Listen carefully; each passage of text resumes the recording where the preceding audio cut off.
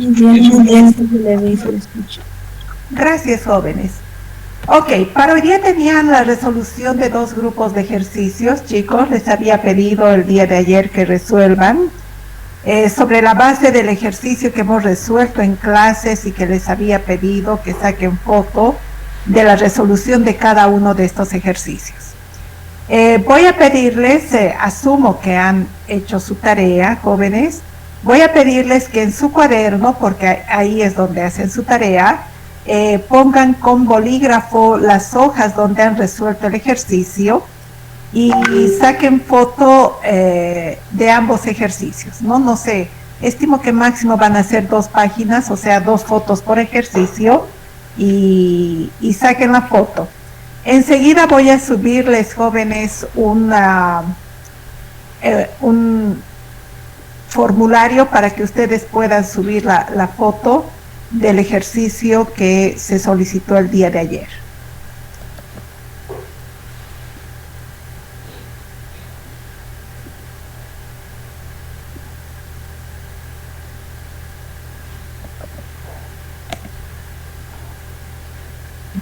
Tienen 2 preguntas en el formulario, jóvenes. En la primera deben subir la foto de cuando varió el nivel de ingreso y en la segunda la foto de cuando varió el nivel de precio.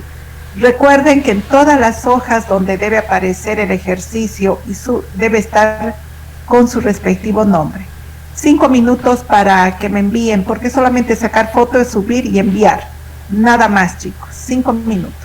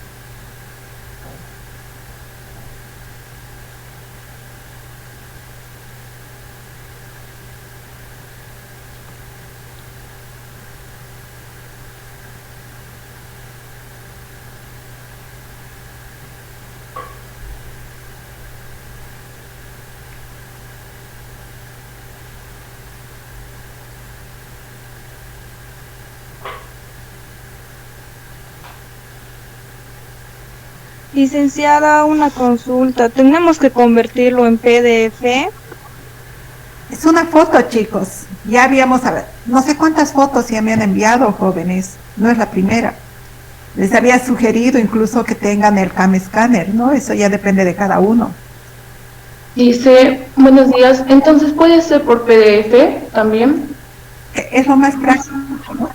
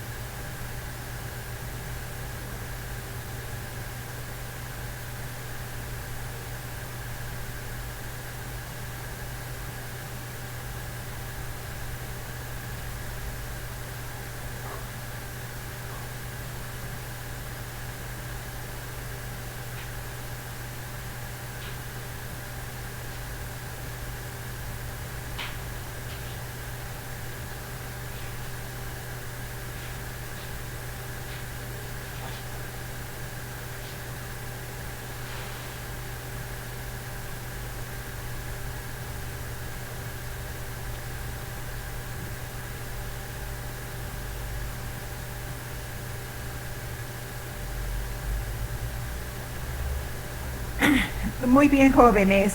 No me han llegado muchos formularios. Eso podría asumir que no han hecho su actividad, no han hecho su tarea. Perdón, Lice, estamos tardando en convertirlo en PDF. ¿Alguno? ¿Será que podría darnos unos 2 minutos más, por favor?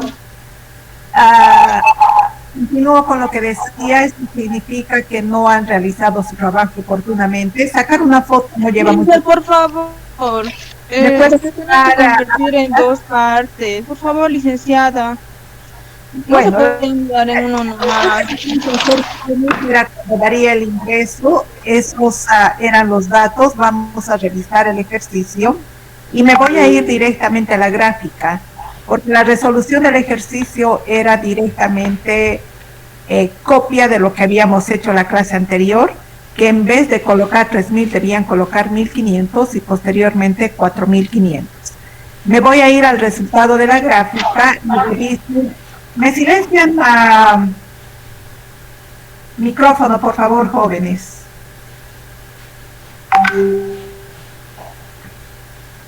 Decía, me voy a ir directamente a la gráfica porque la resolución de los 3 pasos anteriores es totalmente mecánico, no había mucho que pensar, no había gran ciencia para hacer el ejercicio, ¿no? Era simplemente reemplazar el valor.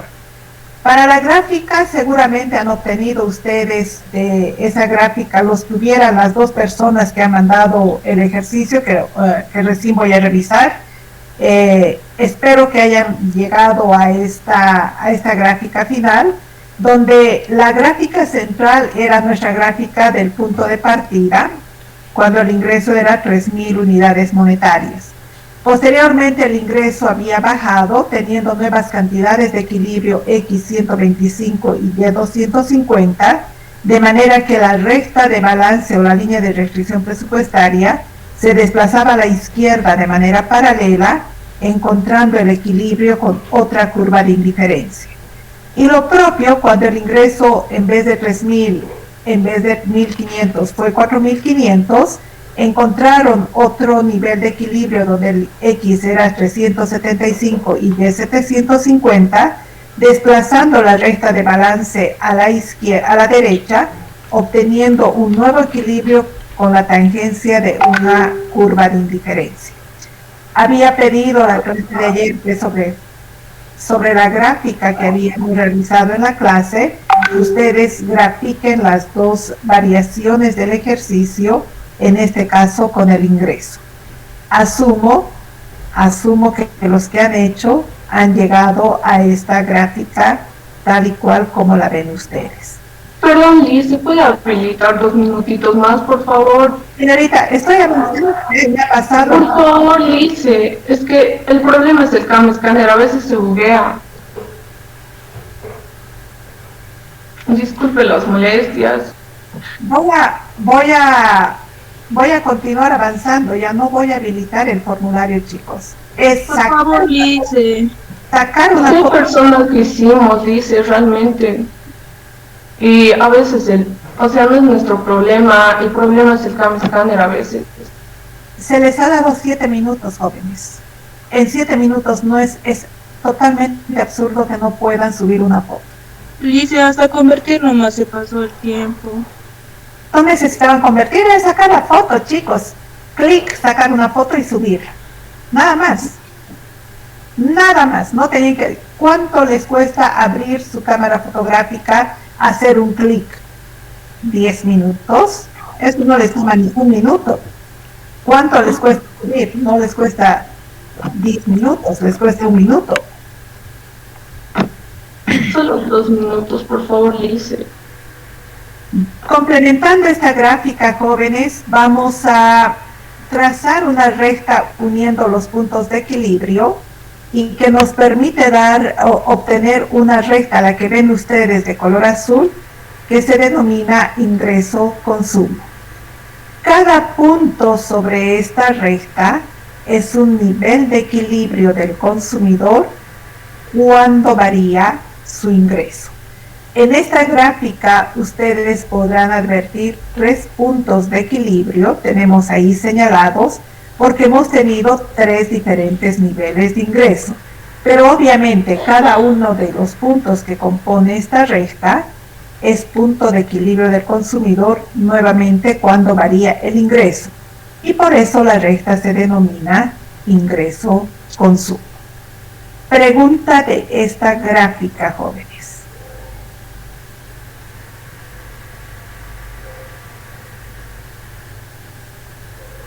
Ok. El segundo grupo de ejercicio que se les había pedido que realicen era cuando variaba el precio de uno de los bienes. En este caso, precio de X. Primero bajaba y luego subía. Les había pedido además que grafiquen nuevamente la gráfica que vimos la clase anterior y sobre ese sistema de ejes vuelvan a graficar estos 2 niveles de equilibrio cuando variaban el precio. Me voy directamente a la gráfica, al resultado, jóvenes, y asumo que han obtenido algo similar a lo que están viendo en la diapositiva. Partimos del mismo punto de la ordenada al origen. En este caso estamos midiendo el bien Y en el eje vertical, y no ha variado porque no tenía nada que variar porque el precio de Y se mantenía constante. Entonces, nuestro primer ejercicio fue cuando el precio bajaba a 3, obteniendo una cantidad de equilibrio de 500 para X y 500 para Y. Ya sabemos, baja el precio, sube la cantidad demandada. De esa forma tenemos el desplazamiento de nuestra recta de balance, partiendo sobre el mismo nivel de la ordenada al origen, ampliándonos sobre el eje horizontal. ¿Por qué nuevamente, reiteramos, ¿por qué solamente hacia un bien? Porque solamente el precio de un bien se está modificando. Encontramos el equilibrio cuando hacemos tangencia con una curva de indiferencia. Hacemos de la misma forma el razonamiento para el segundo cambio en el nivel de precios. Si el precio sube, la cantidad demandada baja, en este caso X 166.67 redondeando el segundo dígito, y Y no varía porque no ha modificado para nada el precio de Y. En este caso tenemos una contracción de esta recta de restricción presupuestaria o la línea de balance, haciendo tangencia con otra curva de indiferencia. Y tenemos también los niveles de equilibrio que se han determinado para el primero, que ya lo hemos realizado el día de ayer en clases, y los otros dos. Esa gráfica vamos a unir los puntos de equilibrio y vamos a construir la recta que se denomina precio-consumo. En este caso es una recta horizontal, dadas las características de nuestra función de utilidad, y podemos indicar que cada punto sobre esta recta es un punto de equilibrio cuando varía el precio de uno de los bienes, en este caso el precio del bien X. Al igual que el ejercicio anterior, estamos viendo 3 puntos de equilibrio porque hemos obtenido equilibrios con diferentes 3 niveles de precio, en este caso para el precio de X. Preguntas de esa gráfica, jóvenes.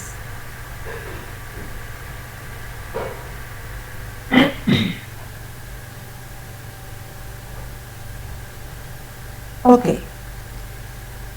Algo sumamente importante de esta teoría del consumidor, y que vamos a cerrar con la diapositiva última de esta teoría, de este tema, y es algo sumamente importante que entender y presentar, es la obtención, la derivación, la forma de cómo trazamos la curva de demanda de nuestro consumidor. La gráfica superior es la que acabamos de ver de los cambios en el nivel de equilibrio cuando cambia el nivel de precio, en este caso el precio del bien X. Vean la construcción de la gráfica, jóvenes. Es una arriba y la otra inmediatamente abajo. No es al lado, no es en otra diapositiva, es abajo. ¿Con qué fin graficamos una arriba y la otra abajo? Para rescatar los equilibrios que tenemos y jalarlos si ustedes quieren, prolongarlos si ustedes quieren hasta el cuadrante inferior, cada uno de los equilibrios anteriormente determinados. Equilibrio de cantidad 166.67, exactamente en el mismo nivel, de 250 y de 500. Sabemos que el equilibrio de 166.67 se dio cuando el precio de X era igual a 9. Entonces colocamos un punto. El equilibrio cuando la cantidad fue 250, el precio era 6. Y finalmente, cuando la cantidad era 500, el precio era 3.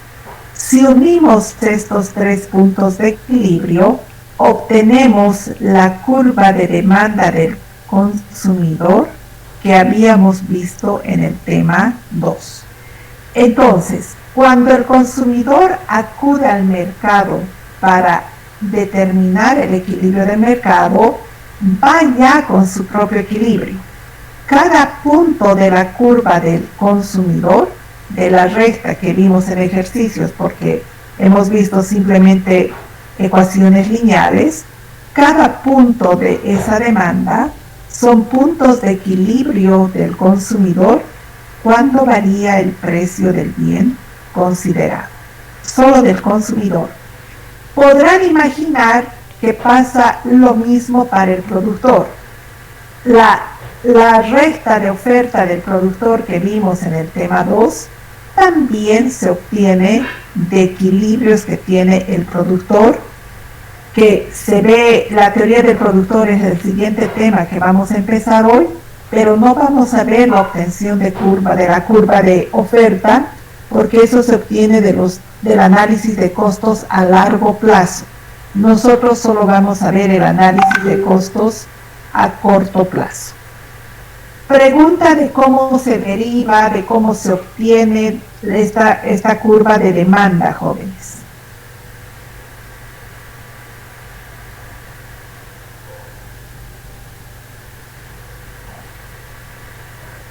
Le hice una consulta. Esa línea de X es la cantidad o el precio. Esta curva de X es la demanda del consumidor. Precio está medido en el eje vertical y cantidad demandada de X en el eje horizontal. Ya, gracias. Así también lo hemos representado en nuestro tema 2 cuando vimos a la demanda y a la oferta. ¿Algo más, jóvenes?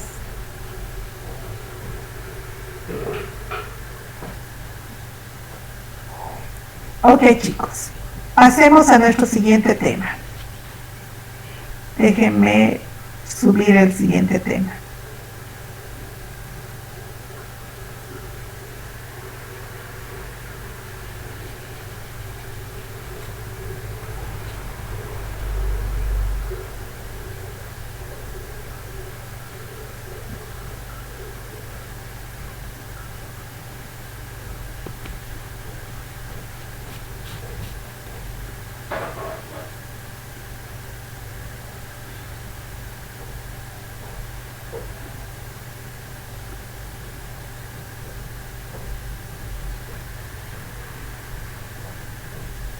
¿Me confirman, por favor, si ven la unidad 5, la diapositiva de la unidad 5?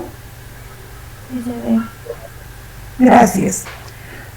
Ok, chicos. Vamos a ver una de la segunda teoría que es importante dentro de la teoría microeconómica, que es la teoría del productor, conocida como la teoría de la empresa y la producción. Aquí vamos a analizar todo lo que concierne al productor, a la otra fuerza de mercado que era la oferta. Vamos a ver algunos elementos comunes con la teoría del consumidor, pero también diferenciados por la parte de la nomenclatura, es decir, de cómo se denominan a cada una de estas gráficas que vamos a ir viendo. Cuando nosotros analizamos al productor, podemos entender que un productor decide emprender una actividad productiva en busca de un beneficio. Eso es natural. Cualquiera sea la actividad que se realice, ese productor va en busca de un rédito, de una ganancia, si ustedes quieren, que la vamos a conocer como beneficio. No confundamos utilidad. Utilidad es para el consumidor, para el productor, beneficio. Una forma sumamente sencilla para encontrar o para determinar este beneficio es la diferencia del ingreso total menos el costo total. Nosotros ya habíamos manejado en las elasticidades el término de ingreso total, que era el precio por cantidad.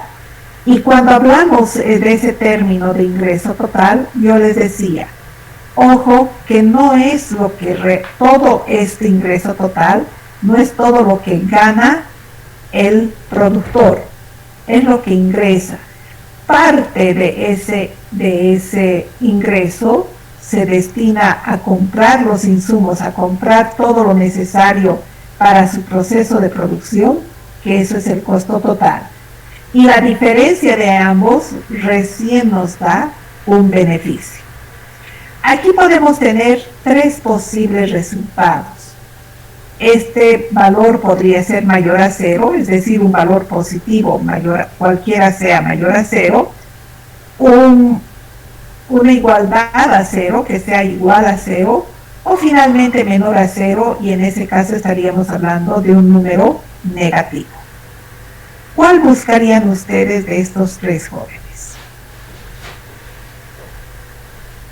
Mayor a cero. Mayor a cero, por supuesto. Podemos tener más. Mayor a cero para que tengamos un beneficio. Entonces, lo que la empresa busca, lo que el productor busca, es que este resultado sea mayor a cero. El número más elevado positivo posible. Se dice que la empresa maximiza beneficio minimizando costo. Es por eso que es muy importante dentro de la teoría del productor el análisis de costos. Y nosotros vamos a irnos en la última parte de este tema a ese análisis de costos, pero lo vamos a hacer desde la perspectiva de un corto plazo. ¿Qué pasa si es igual a cero? ¿Cómo entenderían ese resultado? Que no haga nada. No hay ganancia ni pérdida. Exactamente. Los dos elementos. No ha ganado, pero tampoco ha perdido. Entonces, con lo que entró, salió. Ni ganó, ni perdió. Y menor a cero, representa pérdida. Porque está perdido. está perdiendo. Tiene mayores costos que sus ingresos y por tanto este empresario, este productor está perdiendo. Obviamente las dos últimas situaciones no son buenas. Se va a buscar siempre la primera situación. Ok, chicos.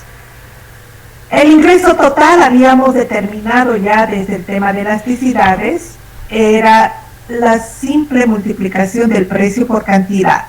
¿Cuántas sillas está comprando el consumidor? Qué sé yo, 5 sillas, cada silla a 100 bolivianos, 5% es el ingreso. Ojo, no es el beneficio, es el ingreso. Cuando nosotros hablamos de costos, tenemos que relacionar muy estrechamente a lo que son los insumos. Los insumos son todo lo que la empresa necesita para su proceso de producción. Todo. Si yo produzco pan, necesito... ¿Qué necesito? A ver, dígame, si somos panaderos. ¿Qué Necesitamos harina, harina, levadura, huevo, ya, leche, Horno. horno, gas, Para hacer. ya, algunos moldes, en caso de que tengan molde. ya. Todo eso son insumos, ¿no? Tal vez dependiendo de, tal vez voy a hacer variedad de pan con quesito, pan francés, pan lo que sea. Todo lo que me han dicho y muchas otras cosas más son los insumos. ¿Qué más necesitaré, chicos? Se están olvidando de dos cosas importantes. Me han dicho todo. Mano de obra. Auxiliares, panaderos, lo que quieran llamar, mano de obra. No. Algo más. Todos los insumos, levadura, manteca, todo eso ya está. Mano de obra. ¿Capital? No.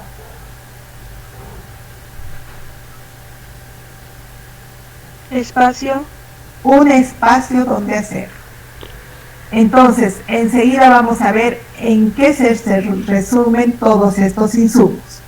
Nosotros, cualquiera sea la actividad de productor que se realice, debemos diferenciar lo que son los insumos fijos, IF, y lo que son los insumos variables, y de variable. Tal como dice, los fijos no se modifican en cantidad. La cantidad permanece en un proceso de producción. Los variables sí pueden modificarse en cantidad. Por ejemplo, para un proceso de producción, digamos, para el fin de semana me han pedido producir más pan. de todo lo que ustedes me han indicado como insumos, ¿qué cosa tendrá que variar? Tendría que variar la cantidad de productos como lo que sería harina, huevo, leche, todo eso tendría que aumentar más para compensar con la cantidad. Está muy bien. ¿Y qué cosa se mantendría fijo? Básicamente el precio y los empleados y los trabajadores. El precio no es un insumo, pero sí los trabajadores. Ya, los trabajadores digamos, pero hay algo más que se mantiene, que me han dicho que es un insumo. ¿El lugar? El lugar. Ojo, tal vez los trabajadores no sean tan fijos dependiendo de cuánto más tengo que producir, porque probablemente si es mucho más la producción, deba contratar más, entonces esa parte de más se volvería variable, o tendría que pagar más horas extras a mis actuales trabajadores. Y esas horas extras serían las variables que vendrían a sumarse sobre los insumos fijos. A largo plazo, no les estoy hablando del fin de semana, a largo plazo, si nosotros panaderos estamos viendo que nos va muy bien en todo, a largo plazo mi recurso fijo, que básicamente es el lugar, podría ampliarse o podría reducirse, porque por ahí no me está yendo tan bien, pero quiero seguir produciendo pan. Podría encontrar un lugar, un espacio un poco más pequeño, ¿no es cierto? Entonces, a largo plazo, en otros procesos de producción, el insumo fijo puede convertirse en variable, pero no para este fin de semana, digamos, ¿no? O sea, no es, me han pedido que produzca 100 panes más, ahora necesito el doble de mi tamaño, no, o sea, no es tan rápido. A largo plazo, dependiendo cómo me va, si me va bien, si me va mal, etc. Cada uno de estos insumos, fijos o variables, se reflejan en lo que son los costos para la empresa. Los costos fijos para insumos fijos y los costos variables. Los costos son susceptibles, son sujetos de ser recuperados cuando se realice la venta en particular. Les decía hace un instante, lo que me han dicho de ejemplo para elaborar pan está muy bien. Probablemente nos hemos olvidado algunos aditamentos, manteca, no sé, saborizante, lo que fuera, probablemente, no sé, pero de manera general ustedes me han indicado a los insumos requeridos para producir pan. Perfecto. Si nosotros englobamos esos insumos, podemos relacionarlo con los factores de producción que ya hemos ido mencionando desde inicio de nuestro semestre. ¿Cuáles eran los factores de producción? Tierra, capital y trabajo. Tierra, el espacio que me han dicho, el lugar. Capital, todo lo realizado por el ser humano.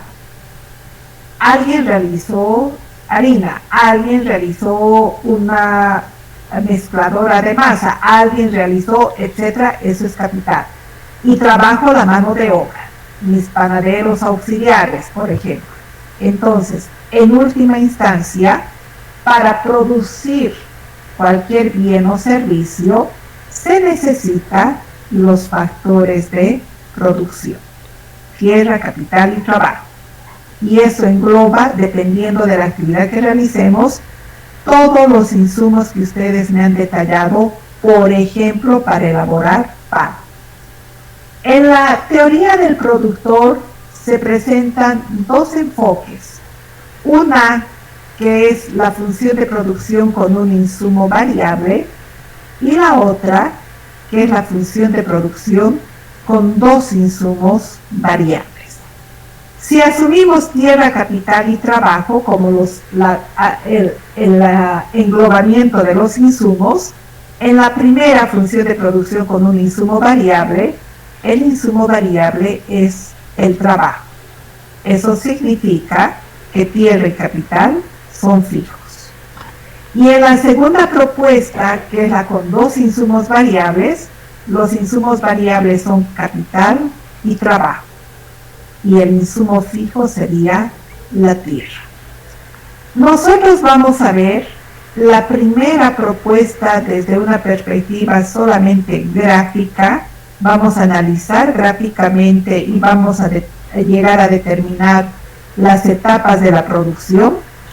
Y para la segunda propuesta sí vamos a realizar un ejercicio. ¿Ya? Ok, chicos. Veamos la primera función de producción con un insumo variable. La forma de representación gráfica de esta función de producción, que es Q, viene reflejada por la curva de color azul. Esa es la función de producción total, donde medimos unidades de producción en el eje vertical, cantidades de producción, y en el eje horizontal al insumo variable, que en este caso es trabajo. Un trabajador, 2 trabajadores, 3 trabajadores, etc. En algunos casos, horas de trabajo, 20 horas de trabajo, significará a 2 trabajadores más extras, etc. Entonces, esta función de producción tiene la característica de ser, partimos de un origen. Si no produzco nada, no voy a contratar trabajadores, es obvio, pero a medida de que empiezo a producir, voy aumentando. Si quiero producir más, voy aumentando cantidades de trabajadores hasta un tope. Enseguida, que a lo largo de la explicación de esta gráfica, las vamos a ir explicando qué pasa con ese tope. Y a partir de ese tope va bajando la curva. Eso significa que en vez de aumentar cantidades, las cantidades están bajando, pese a que estoy aumentando trabajadores. Esta es la función de producción clásica con un insumo variable que toda empresa tiene y se enfrenta en un proceso de producción. Vamos a completar esta gráfica con otras 2 curvas más, con las curvas de producto medio y la curva de producto marginal. La gráfica superior es la misma que hemos visto hace un instante.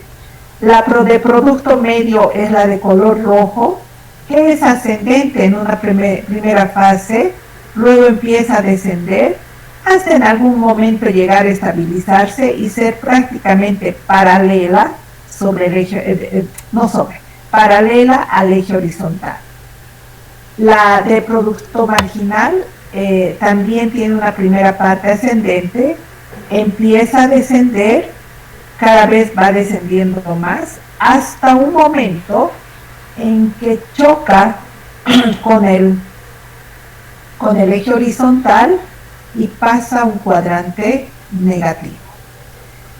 Vamos a aprovechar estas 3 gráficas, estas 3 curvas, para explicar las etapas de la producción con un insumo variable. Y las tienen ahí reflejadas y divididas con las rectas verticales de color verde. La primera etapa de la producción es desde el punto de origen hasta el momento en que la función de producto marginal corte en su punto máximo a la función de producto medio. Esta primera etapa se denomina etapa creciente, porque está creciendo la mayoría de nuestras funciones. Es una etapa buena, es una etapa donde todas las empresas inician, todas las empresas que cuando se fundan empiezan de a poco, por así decirlo, y va empezando a crecer y empezando a crecer. Es buena, pero no es la mejor. La segunda etapa empieza, por supuesto, donde termina la primera, que es donde el producto marginal corta en el punto máximo al producto medio, hasta el punto donde el producto total alcanza su máximo o el producto marginal es igual a 0. ¿Por qué es igual a 0? Porque están en el eje, justo en el eje horizontal, y ahí vale 0. Esta etapa se denomina de racionalidad económica. Es la mejor etapa. Es en esta etapa donde la empresa puede aprovechar de mejor manera a este insumo variable que es trabajo, pero un solo nivel es el punto de equilibrio. Si nosotros aplicaríamos un ejercicio para encontrar el equilibrio del productor en esta etapa, el equilibrio se da cuando el producto total sea el máximo o el producto marginal sea igual a 0. Es decir, en el límite de la etapa 2. A partir de ahí, producto total igual a 0 o producto total máximo o producto marginal igual a 0, a partir de ahí a la derecha viene la tercera etapa de la producción. Y esta etapa es la peor, es denominada de irracionalidad para el productor o para la empresa. ¿Por qué? Porque estamos aumentando aún más trabajadores y es un costo, sabemos que es un insumo y un insumo igual costo para producir menos. Y eso no es racional. Lo racional es aumentar hasta el punto donde sea el máximo posible de producción. A partir de ahí ya no es racional. Y justo mis rendimientos son negativos, ni siquiera son decrecientes, ni siquiera es 0, son negativos.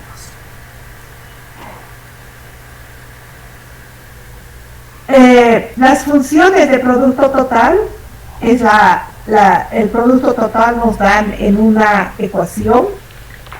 Si nosotros ese producto total dividimos entre las unidades de producción, tenemos al producto medio. Y si nosotros trabajamos con incrementales de esta función de producto total dividido entre el incremental de las cantidades, nos da nuestra función de producto marginal. Si nosotros aplicaríamos un análisis numérico, con seguridad aplicaríamos estas tres relaciones. No lo vamos a hacer, habíamos dicho que íbamos a quedar simplemente a nivel gráfico. Los rendimientos marginales decrecientes o los rendimientos decrecientes. Vamos a ver, es la misma gráfica que hemos explicado, pero lo vamos a ver con un ejemplo, no tanto de producción. Primero vamos a ver con un ejemplo cotidiano que nos podría pasar a cualquiera de nosotros. Vamos a imaginar jóvenes que han subido a pie por las gradas al Cristo de la Concordia. ¿Cómo llegan a la cima? ¿Cómo terminan físicamente? ¿Cómo terminan su recorrido? Muy cansados porque hemos dado mucho trabajo para llegar hasta allá. Perfecto. Cansados. ¿Qué quisieran arriba, cuando están arriba? ¿Qué es lo que quisieran? Agua. Algo líquido para hidratarme, para recuperar un poco, etcétera, ¿no? Sentarme y tomar agua. Vamos a imaginar que van a tomar una botella pequeña de agua. ¿Cómo les sienta? ¿Cómo se siente? ¿Se siente agua?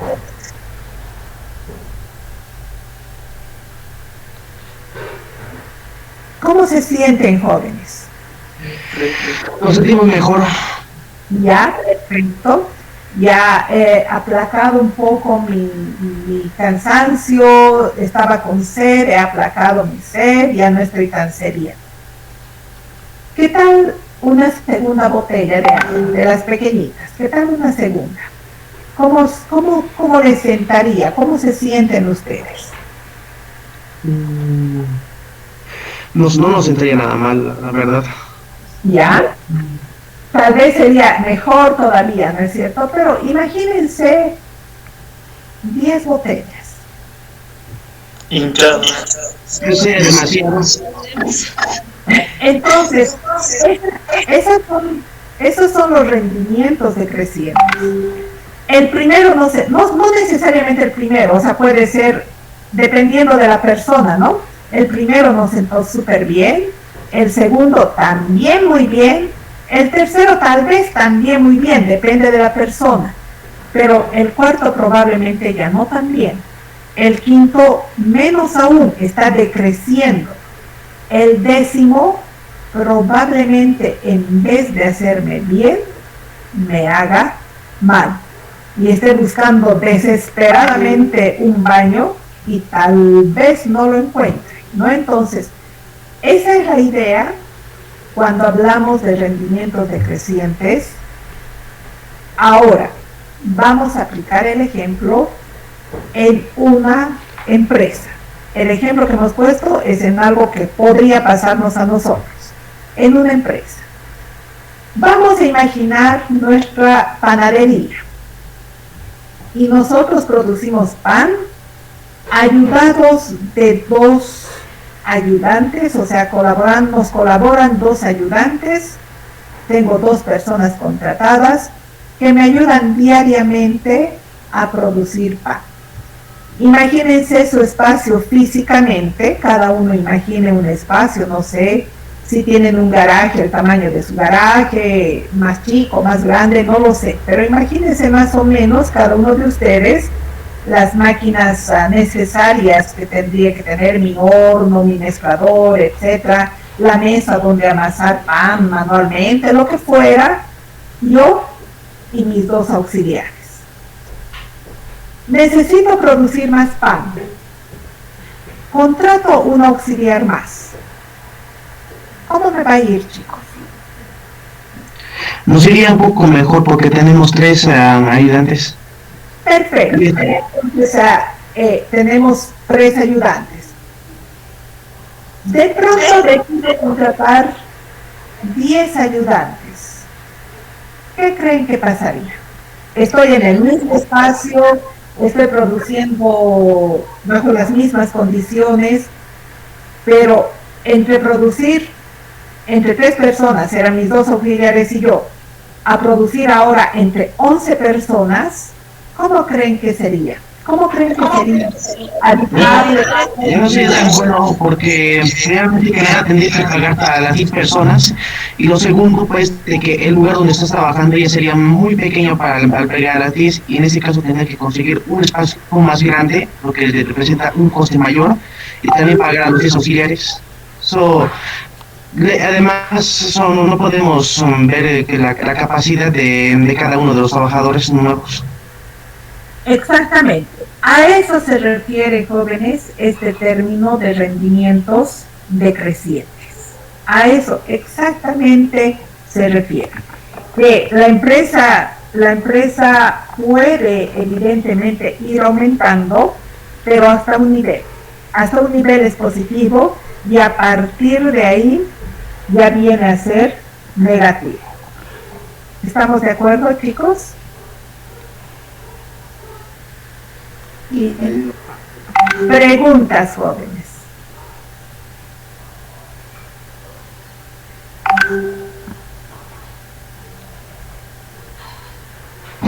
Dice, tengo una consulta. ¿Es posible romper esta curvatura de los rendimientos marginales? ¿Cómo? O sea, en lugar de estar contratando tantos trabajadores, solo una cantidad determinada, por ejemplo, hasta 5, y ahí dejar de contratar. Por supuesto, el desafío del productor es ese, que sean 5 o que sean 6 o que sea 5 y medio no significa 5 personas y la mitad de la otra, ¿no ve? Por si acaso, sino 5 personas más horas extras, digamos, ¿no? Ese es el desafío de la empresa en este modelo. El saber el número preciso de trabajadores que te conviene para que a partir de ese número, si sigues contratando, vas a regresar, ya sabemos con los ejemplos y todo. Entonces, el desafío de toda la empresa cuando está trabajando con un insumo variable es justamente encontrar ese nivel de cantidad exacta de trabajadores. Y ahí encuentras su equilibrio. ¿No? Entonces, no siempre contratando más es mejor. Es mejor hasta cierto punto. Porque una sola persona tampoco va a hacer todo el proceso, ¿no es cierto? Dependiendo de qué. Tal vez el punto óptimo sean 3, tal vez sean 5, tal vez sean 5 más 2 personas que trabajen horas extras. ese es el desafío del productor, de encontrar ese número exacto, y cuando encuentre ese número exacto es su equilibrio del productor desde esta perspectiva de producción, de función de producción con un insumo variable. Y se encuentra, si le pondríamos numeritos, se puede encontrar. Y esta función de rendimientos marginales decrecientes se aplica a todo. Han visto un ejemplo tan sencillo de subir al Cristo y de tomar agua. No, una persona estará suficientemente satisfecha con una botella, probablemente otra con una botella y media, probablemente otra con 2 botellas, pero probablemente otra con una botella ya esté en dificultades fisiológicas, ¿no es cierto? O sea, el chiste es encontrar ese punto exacto. ¿Alguna inquietud más, jóvenes? Disculpe, dicen cómo se halla ese equilibrio para producir ahí fórmulas. Sí, por supuesto. Hay fórmulas sobre la base de estas funciones que les he indicado.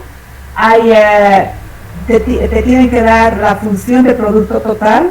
Se trabaja con bastantes derivadas, dependiendo de la función de producto total, con derivadas cruzadas, segundas derivadas, y se encuentra el equilibrio. Antes lo hacía, jóvenes, con mis 28 años en aula, y con mis primeros grupos era un avance mucho más profundo. Ahora me dificulta, o sea, no se puede avanzar tan intensamente como antes, ¿no? Y hace años ya no estamos viendo eso los docentes, pero antes sí lográbamos el equilibrio.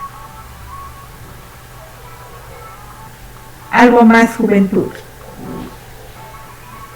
Dice, la explicación que nos ha dado de todo esto es de las tres curvas. Sí. Las tres están relacionadas. Lice, tengo una duda sobre esa última recta de la que está con valores negativos. ¿Es posible de que esta recta vuelva a tener un valor ascendente? Si es que vas hacia atrás, tendría que pasar algo para que la empresa, por ejemplo, ustedes mismos me han dicho que nuestro espacio no daría para seguir produciendo con 10 personas, ¿no es cierto? Entonces, si la empresa decide, por ejemplo, encontrar un lugar mucho más amplio, por ejemplo, entonces ahí sí podría aumentarse el trabajo y que no estemos con valores negativos, y que realmente la adición de unidades extras de trabajo sean beneficiosas y no sean negativas. Es posible. Algo más.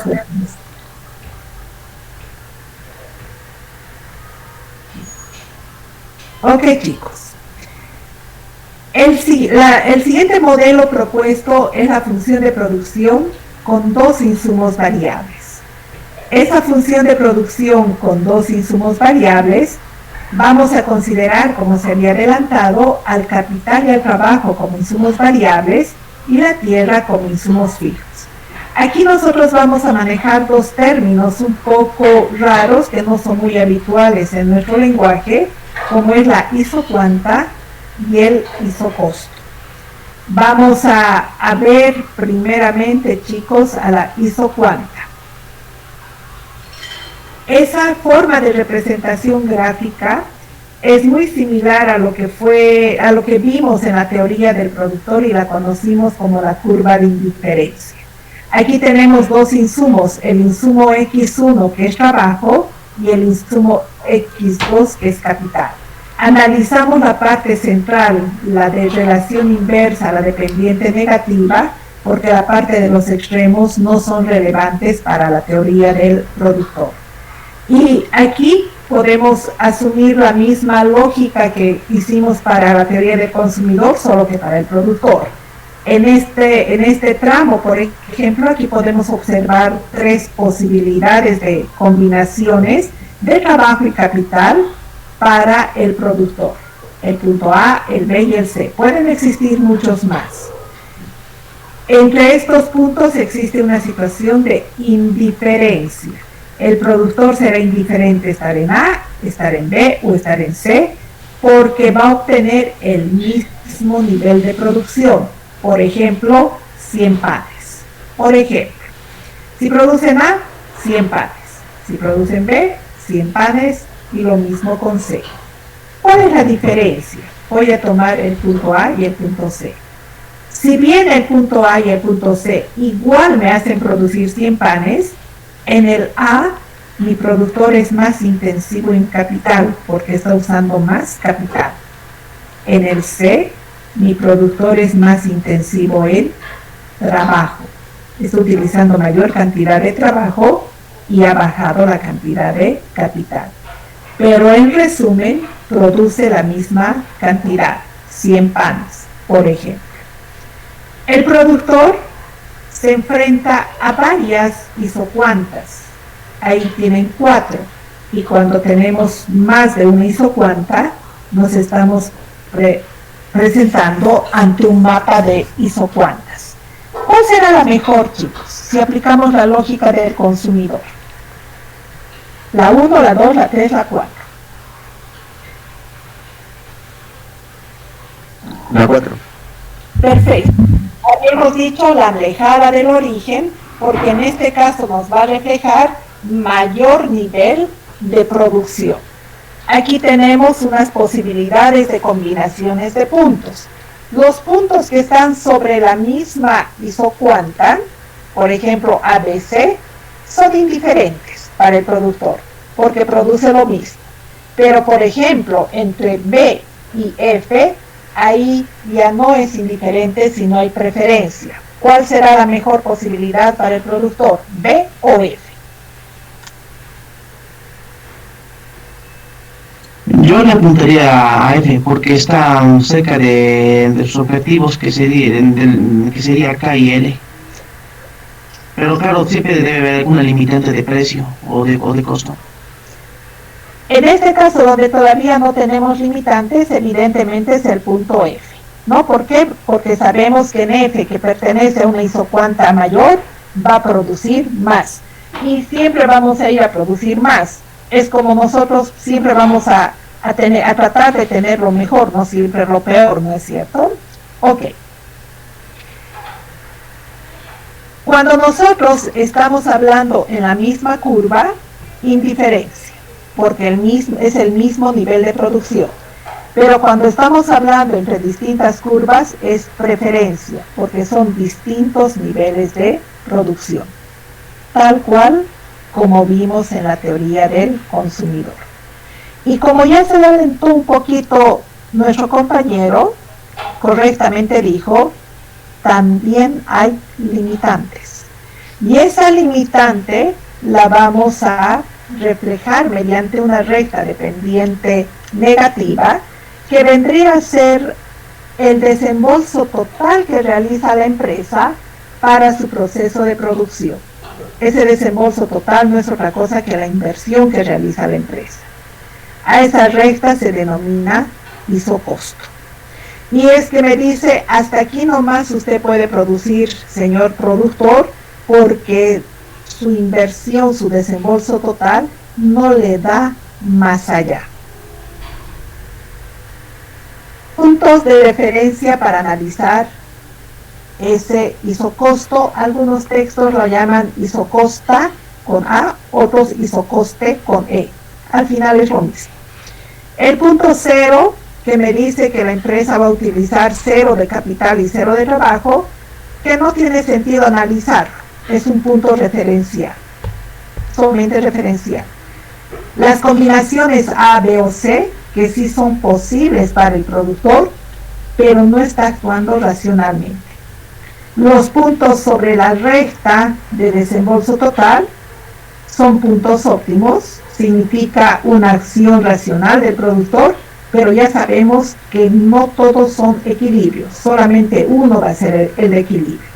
Y el punto J y K que están fuera del desembolso total de la empresa, que me indican que no puede llegar hasta ahí nuestro productor. Si nosotros unimos las curvas con la recta, podemos determinar la conducta de optimización del empresario y obviamente el equilibrio del productor. ¿Cuál será el equilibrio, chicos? El punto F. El punto F. Porque es tangencialmente es tangencialmente.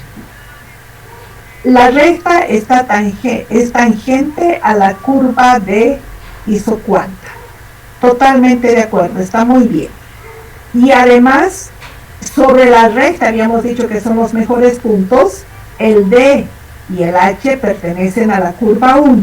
Y sabemos que la curva 1 va a producir una cantidad que la 2 incluso, que es el punto E y el punto G. Son mejor que H, pero no son los óptimos.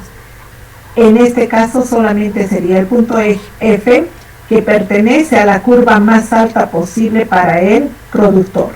La más alta es la 4, pero no puede alcanzar la inversión para nuestro productor. ¿Está claro, chicos? Sí. Ok. Vamos a ver un ejercicio. Lo voy a dejar para el día de mañana, que tiene relación muy similar a lo que es nuestro ejercicio que vimos en la teoría del consumidor. ¿Tienen preguntas, jóvenes? ¿Alguna duda, alguna inquietud?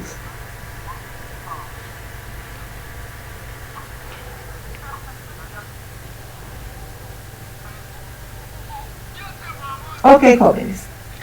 Para aquellas personas que han estado pidiendo 5 minutos, voy a abrir el formulario y pueden subir sus fotos, y con el resto del curso nos vemos el día de mañana, chicos. Hasta mañana, juventud. El formulario está abierto. Muchas gracias, Lice. Hasta mañana.